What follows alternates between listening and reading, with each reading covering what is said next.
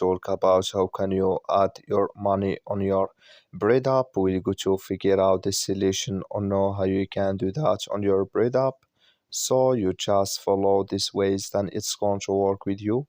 All you have to do in verse, you just go here, you go above this sign, click on it.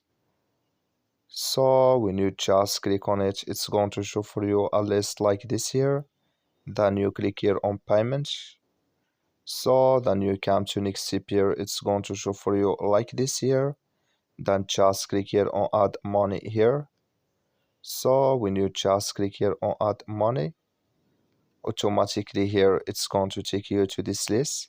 Then here can you select amount here. So then you click here on continue here.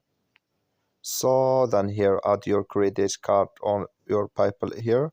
Then it's going to add with you. That's all you have to do. That's all. Thank you for watching. Don't forget to support us by liking, subscribe.